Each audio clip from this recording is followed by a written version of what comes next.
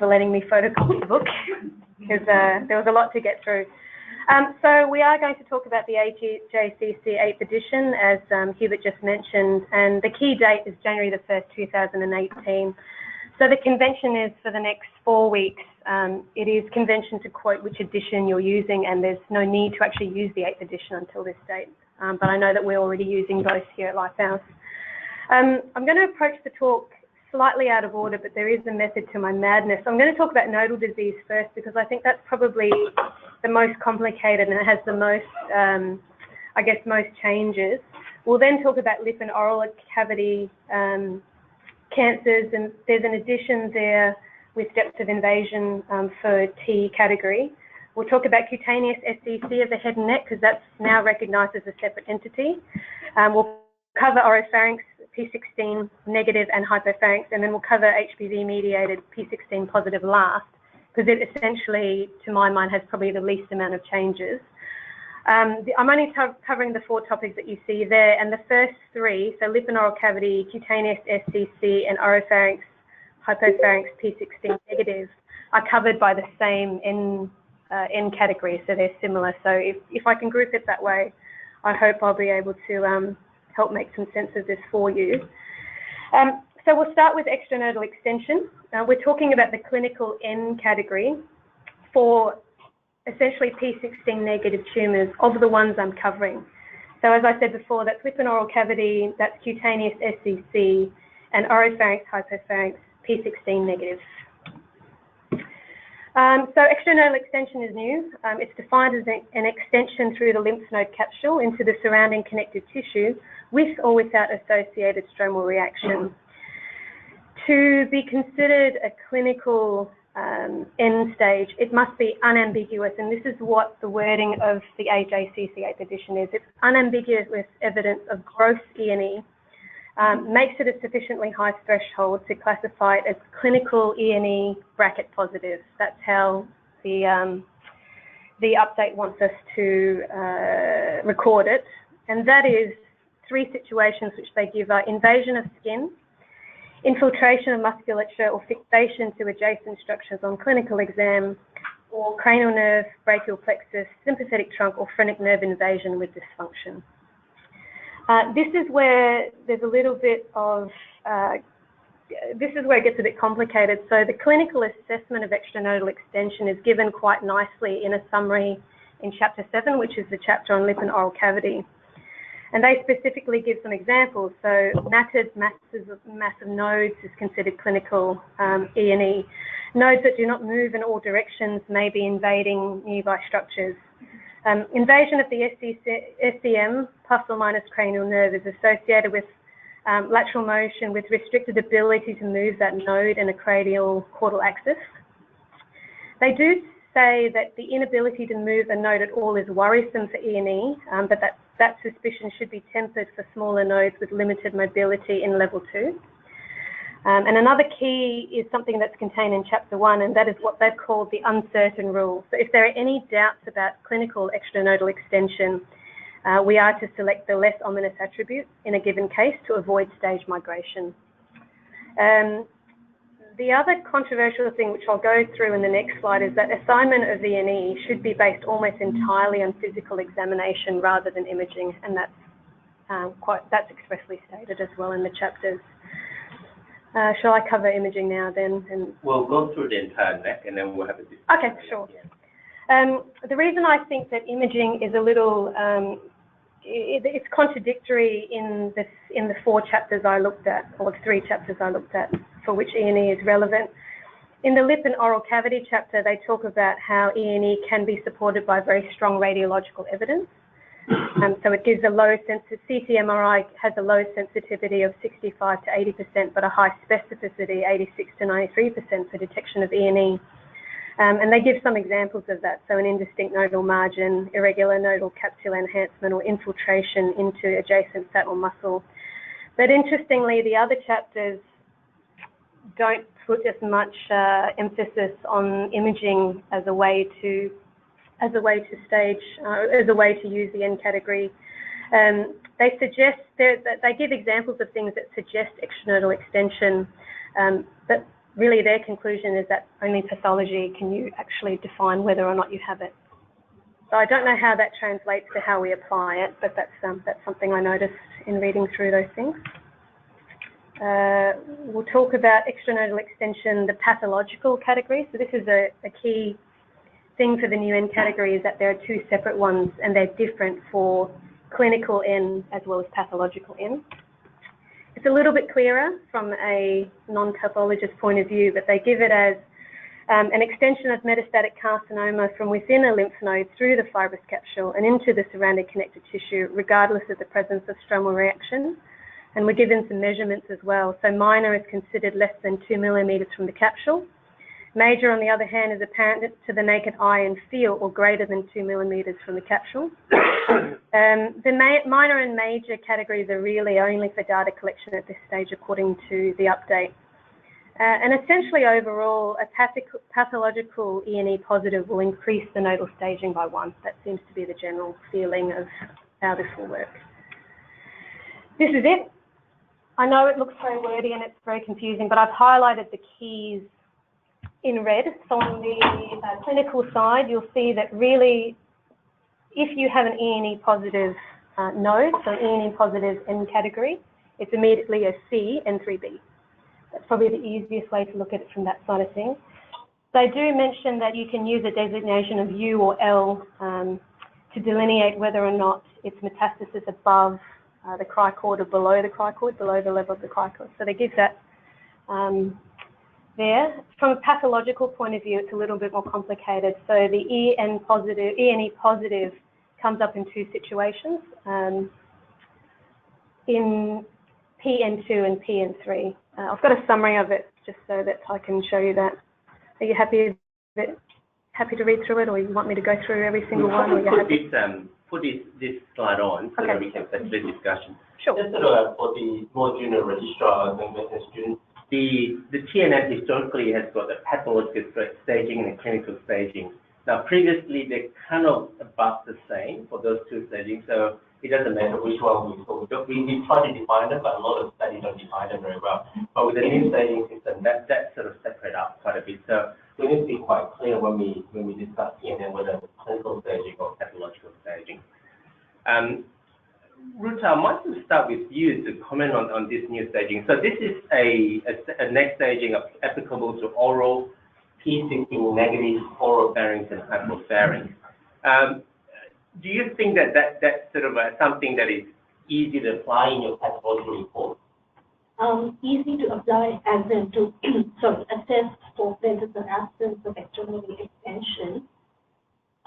Yes, that is relatively easy to apply, particularly because most of our STCs tend to be infiltrative, and when they breach the lymph node capsule, they really do.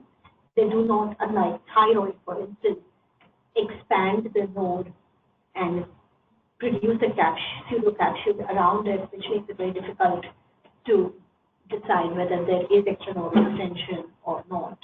So it is easy to apply. The implications that it has on what happens to the patient are, of course, that's a different matter, but I think we'll discuss that. No, they sort of have a distinction in the text with major and minor extranodal extension. And clinically, would you sort of report it to as extranodal as a major, or you actually include the minor one into the report and call it an upstage patient? So basically, they do not give guidelines about whether a major patient should be upstaged and not a minor patient. They in fact indicate that if you have extranodal extension, it upstages. The major and the minor plus minus 2 millimeters is an arbitrary number based on any data that they have looked at. So I think that it is better to actually measure the distance in millimeters and give that in the report, unless it is so extensive that it's going to be 20 millimeters of E&E and peritoneal lesions, and actually give the distance till this is studied further, people have the data, and the E&E is classified in a more meaningful way. Kasim, Ali and I have gone through the text quite sort of religiously just for the definition of clinical E&E. And the text definitely sort of says clinical and not radiological. How would you reconcile something that's radiological but not clinical? Do you think that has any clinical implication on that? Sorry? So they basically say for the clinical, for E&E to be positive, to be called positive clinically, it's the clinical. Yeah, so even if you think that radiologically there seems to be external extension everywhere, that the margin is hazy, they very specifically that you do not have stage based on that. Do you think those sort of radiological findings have any clinical implications? I think it does, and I think that the reality is that often the radiological findings are actually not that common. It's more of a a lot of the lymph nodes that we see don't have any radiological features of E&E, but they do when you do it. So when you actually suspect gross extracapsular extra spread on a CT, well, you should have picked that up on the CT, I think. On clinical examination. So I think that's one of the sort of shortcomings. The other interesting thing is, it's always the carotid artery gets avoided in these. I just find this fascinating because, to me, carotid artery involvement is a really bad sign. But they keep kind of using that in the staging system. They talk about in muscles, they talk about cranial nerves, which really sure will have a functional problem with the patient, but not necessarily a disease-specific outcome. Whereas the carotid artery is a major issue because that may or may not make things resectable. Yeah. And that can occur at lesser stages. I mean, that definition is okay for patients that are surgical with adjuvant radiotherapy, but with, say, hypopharynx tumor, so with surgical, so you dissect the neck and then you've got pathological extranodal extension, you upstage your patient. So with that definition, in a lot of hypopharynx patients, we probably want to be upstage and we'll treat them with chemo-rad. Does it make sense, Rita? You sort of frown at me. So because they say the clinical extranodal extension, even radiologically looks like this everywhere, but you do not call it as upstaging. But if you dissect the neck, you will have a look and go, well, it's 3 mm above the capsule, so you'll call it. And the patient on the P staging will be upstage. But with a hypopharynx, you don't get that advantage of that, so you will have to treat it. With this new staging, Puma, would you treat it as an upstage patient, or would you treat it as a whatever the normal definition patient? It's tricky, isn't it? Because what you're suggesting is that we're actually understaging patients, and if we did operate on them, that they would be upstage. I think there will be a lot of them with this new definition. And the real problem with this is this concept of these locally aggressive head and neck cancers that should be treated with neoadjuvant immunotherapy. Because if you have people with extra capsular spread, they're the ones you might want to treat with PD-L1 inhibitors, etc. But I find ones which are going into. But the problem is, if you're saying you can't use the CT description of it, then you might be missing out on a lot of tumors. And that's in a sort of neoadjuvant setting. You know what I mean? Where you want to make that decision before you operate, not after. You know what I mean? So it's interesting. Do you have any comment on new staging from the panel on the neck? So basically, we looked at our experience with the new staging system for both the oral cavity as well as the skin. And with skin, extranodal extension is so common that we had very few, if any, patients left in PN1, because even the small ones had extranodal extension and therefore migrated to PN2A. And then we had very few patients other than PN2A in the N2 category, because they all migrated to PN3B, because they either had multiple metastases and extranodal extension. So there was literally 75% of the patients were upstaged as compared to what was happening in AJCC, in the 7th edition of AJCC. So in the skin, it does matter. The next thing that happened is we had no patients in category PN3A at all, which is a 60 millimeter node without extranodal extension. So basically, that's something that's about biology. Sorry? This one is in an oral cohort. In an oral cohort. 0 patients left in PN3A. Because I imagine that by the time the node becomes that big, 6 centimeters, it's already gone. So it's biologically irrelevant in that. Well, that's interesting because when they did this, they look at the Princess Margaret and the MSK data, and they got enough patients in each of the categories to separate out the curve really well. And that's the other interesting thing. In our cohort, for both the oral as well as cutaneous, the curves didn't separate at all. So, in fact, there were instances where the PN2A patients were doing as well as, if not better than PN1. And I suspect that could have been because they had extranodal extension. They received radiotherapy, whereas a whole lot of PN1, otherwise PN1 patients did not have. And so are you suggesting that if your cohort was used as a validation cohort, this would not stood? It did not stand. It has not stood. So the staging system shows. Yes. So the staging system essentially did not provide any predictive or prognostic information. And a large part of it because of upstage migration of more than 75% of the cohort because of extranodal extension. Well, interesting in this sort of cohort, you actually, because of upstaging, you move all the curves up. So all the sort of M1 will go better survival purely because of that sort of upstaging that's going on. So. Okay, well, we might move on to the next topic, that's the neck. Sure. So this slide will come up several times in this talk, so don't worry too much. You'll see it again, your old friend. And this is just a summary page of the changes, which is what I'd highlighted in red. So we're going to lip and oral cavity now. So one of the chapters, which probably has quite a few changes in it.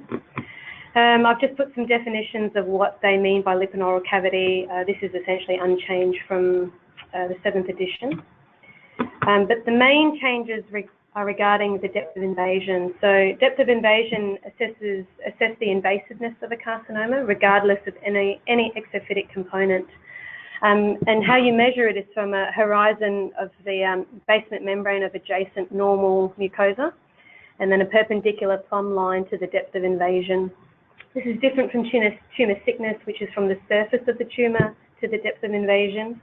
A paper in 2017 by Lydiat suggested that depth of invasion is superior to tumour thickness in ulcerated tumours because the tumour surface is deceptively deeper, and therefore tumour thickness would be smaller than the depth of invasion. The other change, which is kind of related to this, is that you no longer have the category of invasion into the extrinsic muscles of the tongue and floor of mouth. So it's measurable now. This is where I think it's a little interesting in the clinical assessment, or how you clinically assess a patient with depth of invasion.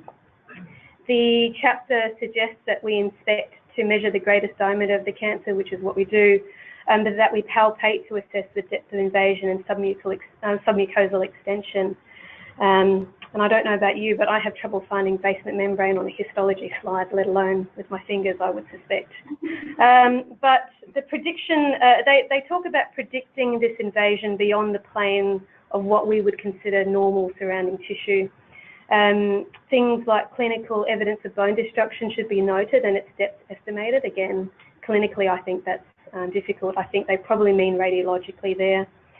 They suggest that dysphagia, drooling, and inability to swallow liquids without difficulty is seldom present without DOI. They also mention trismus as a possibility that perhaps there is a significant depth of invasion, as well as paresthesia of the lips and teeth. They also make mention of the fact that distinction between 4 and 6 millimeters of depth of invasion, which does change which level we are, is probably not possible clinically, radiologically or clinically with examination. Our very esteemed colleague in the back there compared tumour thickness versus depth of invasion and actually found in 456 patients that the staging performance is nearly identical. So the actual significance of depth of invasion has yet to be demonstrated. Nevertheless, this is the new 8th edition T category. The major changes I've highlighted are the depth of invasion. So the key numbers, well, I always remembered the size key numbers as 2, 2 to 4, and 4. So depth of invasion, the numbers are 5 millimeters, 5 to 10, and greater than 10. So that's how I'm probably going to remember it. The other changes are that from T4 onwards, the extrinsic muscle infiltration is no longer a staging criterion. So they give specific examples and specific structures that are invaded for it to be upstaged to T4 and T4A and T4B. So now I want to start with you. Now with this new guideline, how would you now assess and stage your patient clinically before we present to MCT? So, you know, it's a combination of your history and your examination. You know, where the assessment is easier is in the oral tongue. Where it's more difficult is, you know, in the other subsites. So flora mouth, cheek might be not too bad, but that's not that common. You know, gingival tumours, impossible, hard palate. So from a clinical point of view, you'll have a much better shot of examining and, you know, gauging your depth of invasion on an oral tongue tumour. So for me, it's always been a bit difficult to say, is it 4 millimeters, is it 3 millimeters, is it 6 millimeters? You know, Spiro in his first papers, the depth was 2 millimeters, right? That was Memorial Sloan. Yeah. And to be quite honest, depth of invasion, you know, neck disease in oral cavity cancer is such a significant finding, such a poor prognostic factor that my philosophy has always been to slightly over-treat the neck and under-treat the neck. So whenever I assess the oral tongue, if I get any sense between my fingers that there is induration or a significant thickness to that tumour, albeit a very superficial tumour, then to me, that makes me think of doing addressing the neck in one way or the other. And, you know, Shah gave a lecture in Yangon 2-3 weeks ago, and he really thought that an experienced head and neck surgeon in the tongue should be able to make just between 5, less than 5 and greater than 5. And that's probably okay, but what if it's 4? What if it's, you know, 3.9 or you know, to me, any sort of significant thickness is going to be relevant. Do you know what I mean? I mean, they've arrived at this now 5. Chris O'Brien wrote about 4. So, you know, we've been everywhere. I think the papers are very confusing because Cris uses tumor thickness, and the North American uses cell invasion. Yeah. And our database has historically been keeping tumor thickness data. So publication from this unit has. But you can see that from, you know, what Richard said, you know, it makes not a lot of difference potentially, you know, really. So I think it is a judgment call. I mean, I think where it's difficult is going to be on those gingival or floor mouth cancers where you're going to have to use some imaging. And I guess a CT scan is near to useless assessing a floor mouth tumour. So an MRI is going to be a much better tool. And the complicating factor is that the depth of invasion on floor mouth tumours, according to, you know, the papers that have written out of this, you know, they metastasize at a much earlier depth of invasion than tongue cancer. So, you know, to simply say that the oral cavity is plus or minus 5 is probably simplistic, other than to draw attention to the importance of depth of invasion in these patients. You know.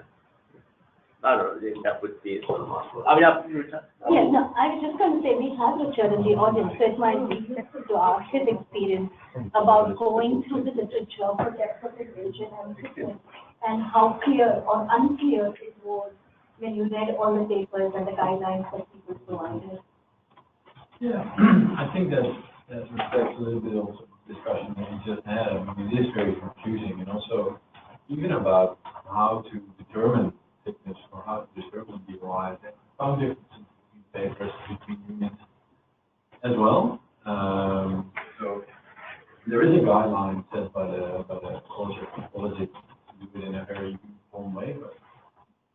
top of my head, that guideline is from late 90s somewhere? No, the guideline is from 2010 because it was what was being used. Yeah. And essentially or rather let's say the guideline is from 1990, right? Yeah. And it has been kept uniform and standard over time. But how many people use it, even when they're publishing, is a different story altogether. I think a lot of people just don't, yeah. I'm not even sure how many people know that if you go to the College of American Pathologists website, there are actual guidelines as to how it should be measured and how it can be replicated. So there's that huge issue about what So, Rupa, do you want guidelines to should tell us briefly how you measure your depth of invasion, how you measure your tumor thickness in your laboratory? So basically, we use the same guidelines as the ones Richard was talking about, and the same ones as what AJCC talks about, and they actually given a diagram because it is easier to see with a diagram. So if you think about it, the tumor thickness is, so basically the tumor thickness starts from the top of the mucosa, from the surface of the mucosa, and goes to the deepest point of invasion of the tumor, right? So the tumor thickness in that sense will be much higher when you have an ectophytic tumor has capillary form projections on the surface, and will be much lower when you have an ulcerated tumor because it will start from the surface of the slough. Whereas for depth of invasion, what they want you to do is to measure from the basement membrane, from the basal zone to the point of invasion. So you need to find the intact basal zone adjacent to the tumor, and then it is not affected by the ectophytic component or by ulceration. Does that make sense? It's easier diagrammatically then. And of course, the basement membrane, as Eileen said, is very difficult to recognize. So what most people do use is the basal zone or the basal. Oh, thank you. Thanks. It's the basal zone or the basal cell, and go down. I might also draw attention to Dr. Dervin's article in that of their 456 patients they looked at, it only translated to a different TNM stage in 3.9%. So realistically, what that translates to in clinically is a bit very small. That's essentially what you showed. On a population basis, if you have a big database, even if we use thickness as a substitute, it only makes a difference for such a small amount of people. On an individual basis, maybe BOI is superior, I don't know. But for data analysis, it would be, I think our paper shows that you can definitely use thickness as a substitute measure if you don't have BOI data. Particularly also when we don't really know what is exactly the cutoff on the depth.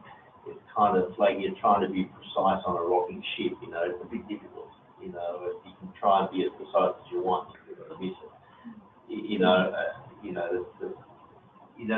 This is the thing that I always argue with depth of invasion or tumor thickness. It is clearly significant, but I think it's probably significant at a much smaller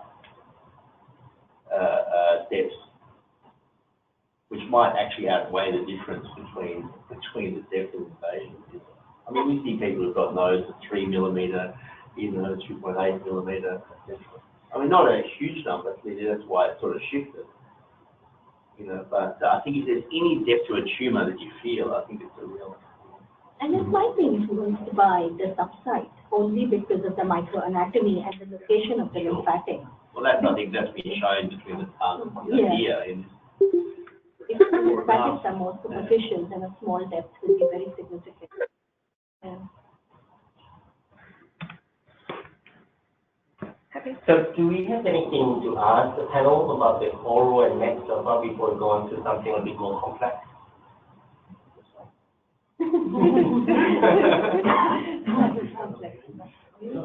I just have one question, because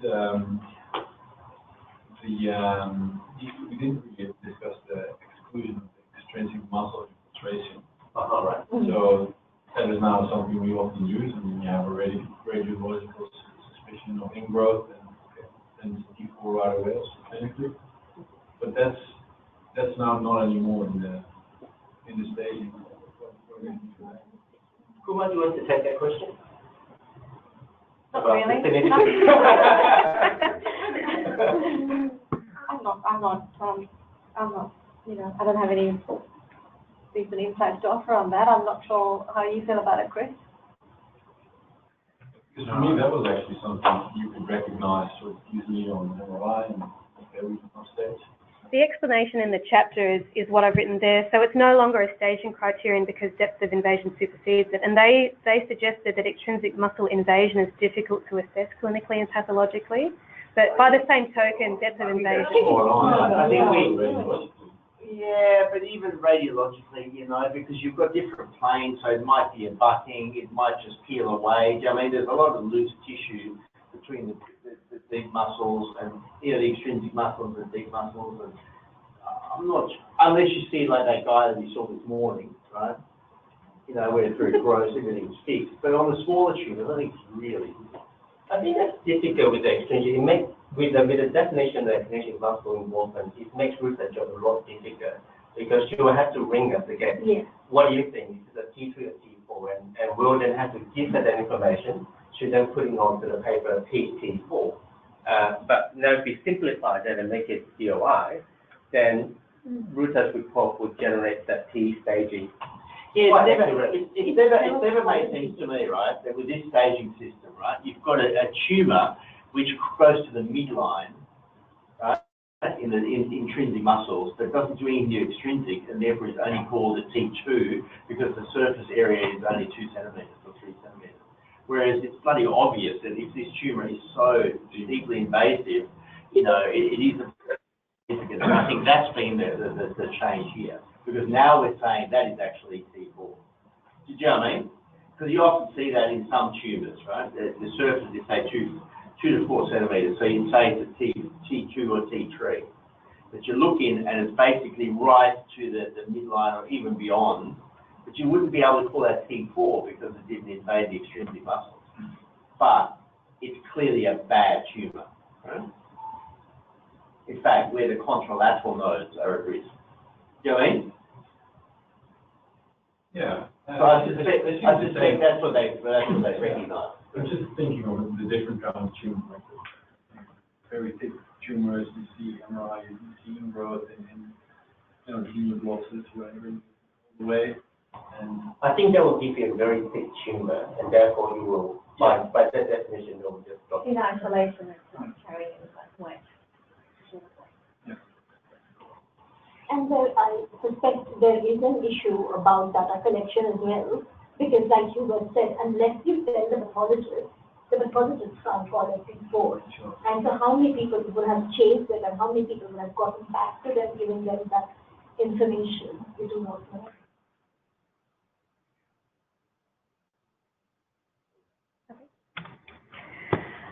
So we'll move on to the next category for discussion, which is cutaneous SCC of the head and neck.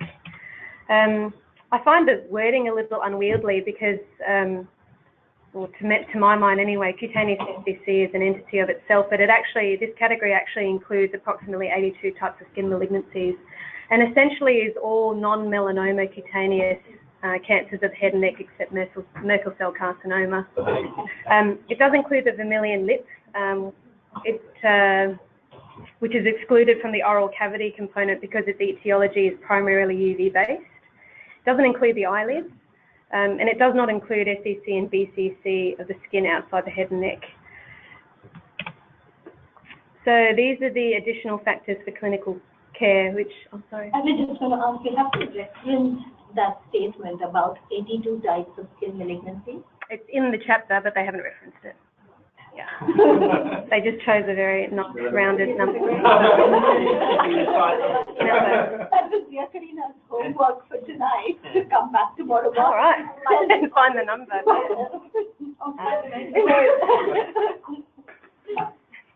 So what they call the additional factors for clinical care are essentially things to think about when you're assessing cutaneous SCC/non-melanoma cancers of the head and neck. Tumour diameter, with respect to tumour diameter, they talk over 2 centimetres appears to be the threshold beyond which tumours are more likely to metastasize to lymph nodes, and therefore anything above 2 centimetres is assigned to T2. 4 centimetres is shown to be a predictor of poor outcomes, with a 4.5-fold increase in the disease-specific death. Again, they didn't reference that statement. I saw your eyebrows go up, Ruta. Therefore, it's assigned T3. The depth of tumour, so they've chosen 6 millimetres and depth of invasion of greater than 6 millimetres, or invasion past the subcutaneous fat as one of the high-risk features of the T category. Tumour location is not included because the studies that they reviewed varied so much in how they classified the location, so they didn't think that they could comment on that effectively. With respect to perineal invasion, large caliber nerve invasion is considered a risk factor, as well as invasion of the nerve beyond the dermis, and it's associated with poor outcomes. With respect to extranodal extension, again, the N category is consistent with what we started off talking about, and it's the same, the unambiguous evidence. I added immunosuppression in because we do see some pretty significant head and neck skin cancers, but although they thought that it was important, only a single study actually employed a multivariate analysis to show that immunosuppression independently is associated with poor outcomes. So because of that, they felt that couldn't be included as something as part of the staging assessment. That was, Huh? well, that was the cardiac transplant. But when we looked at Chris's proposed staging system, and we tested the Westmead data, immunosuppression was actually a multivariate analysis as well on the 120 patients. So I think that is a significant poor prognostic factor. Certainly. In fact, out of the Westmead data, nobody lived beyond 2 years that had significant organ immunosuppression. But one of the problems with a lot of these staging systems, they can only include the cases that ultimately get reported to them and looked at. Yeah. So unless you delve back into the detail of what cases the newer version of the staging system is based on, and unless there were a significant number of cases in there that were immunosuppressed, it will never appear as a prognostic factor in this system, even if you believe it is. The numbers are low. The numbers are low in a lot of the series when you really look at it. But that presents a really big problem. Well, that's why you can't staging system. But that's the shortcoming, because from your clinical experience, it is. This is a problem. This is a major problem.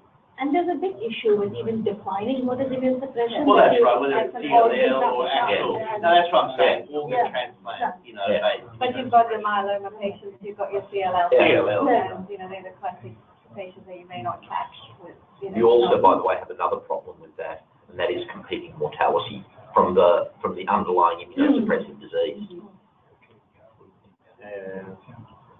And I made mention of the study, I think, that you mentioned earlier on, Ruta, regarding metastatic SCC involving the parotid gland and lymph nodes treated with curative intent. So the study of 382 patients found that the AJCC 8th edition classification performed poorly as a prognostic indicator, which is what we discussed earlier on.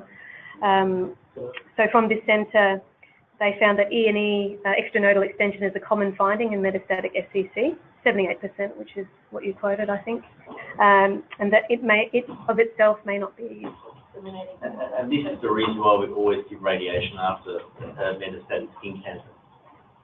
This whole concept of low risk is not common, but that's.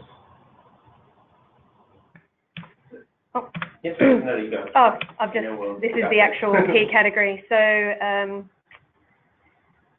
again, the numbers are very similar. So the key numbers are 2 centimetres, 4 centimetres. That's how I remember it. In terms of T3, they talk about tumours being larger, 4 centimetres or larger in maximum dimension, or minor bone erosion, which they don't give a definition for, or perineal invasion or deep invasion greater than 6 millimeters or beyond the subcutaneous fat is the number that they've given us.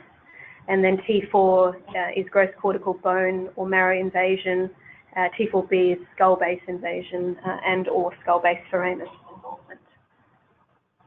So this T category has changes quite dramatically from the 7th edition, especially in the T3 and T4 categories. I might go through the actual panel to see sort of, do they have any comments to make? Who am I going to start? I guess the peritoneal infiltration definition is very new in this edition, but a 0.1 millimeter diameter nerve is quite tiny, which is what Nish and I were just talking about. Every little tiny twig of nerve is qualified under that category. So what does that mean for treatment in terms of adjuvant treatment? Do we follow the nerve all the way back to the skull based on peritoneal infiltration on that definition? Sure. Previously we would have done that. What would you do, knowing that this is going to come in January? Would you change your practice at all, or you would just go with your gut feeling? I guess it would change practice in the sense that it would have prognostic value. Yeah. So in terms of prognostic discussion, it would guide discussion. But in terms of what I do, I'm not sure that P&I definition there is going to change what I do in terms of radiotherapy volumes. I would still be guided by how big a nerve it is. So the pathologist tells me it is. So you're going to get quite a lot of T3 referred to you from dermatologists and GPs. A lot. It's going to be there. So how do you handle that? That's a referral, do you? Yeah, they're all stage 3 cancers now, need combined modality treatment. And the minor bone erosion, I would imagine those are the bones that get burred, so the pathologist never knows about that ever. So classifying anything as a minor bone erosion for a staging parameter, those tumors will always remain T2 unless they have the other factors like 0.1 millimeter PNI or 6 millimeter thickness. How will you define a minor bone erosion? Well, it's not defined in the 8th edition. Well, it depends on whether you're talking about something that's minor bone erosion on imaging, or whether it's something that you've seen with the naked eye at operation. As you say, you burst away, you're not going to get a pathological margin. Or you're talking about people who've got an out-of-table resection where you've got a stable bone you're going to look at. But that would be major bone erosion if it's going down to the... No, but if for example, you've got imaging that's invading the outer cortex and you can take it out on block, or mandible, say, it's going to be a hard one to be consistent with. But I've never felt comfortable with burying bone. It never sounded very oncological to me. So I know that people do it, but I'm not sure that's the appropriate way, A, to teach and B, to handle this situation. I think if you suspect bone erosion, you need to cut it out. Huh? I know that's what people do, but I'm just not, I think you're not going to do a full thickness cranial excision on every single person who's got some. No, but you might take it out. Yeah, but again, that doesn't make the concept better of just smudging cancer or burying it out. Yeah, so. I agree with him. But I'm saying, like an out-of-table reaction to resection, or like you can draw a bone island, and kind of lift it off, leaving the inner table, huh? Yeah, more. But that's what I mean. That's the kind of, from a principle, that's a better oncological approach. I've never felt comfortable. We wouldn't do it in the mandible. If the mandible had some bone erosion, I'm just going to burn it away. You wouldn't do that, would you? No. But again, you're talking about the 85-year-old multiple SDC patient who's been treated by everyone. Been treated by everyone. I think that's the problem. No. I understand. I mean, I need this book. I can give you the handout. Do you want my photocopy? Take it. Skull-based foramen and make it T4B, but they don't make a distinction of resectable skull based on non-resectable skull. I think that if it is resectable, we usually add almost at T3 because we can cut it, we can surgically clear that. Hopefully, more data from the Australian group will sort of clarify that. And you might treat FBCs differently to BCs as well, in terms of the T3 criteria that it's not. Yeah, they're lumped together in the... They're lumped together, exactly. So you might treat an FBC with a little bit more caution. So again, our friend, the regional lymph node N category is the same for cutaneous SCC at the head and neck.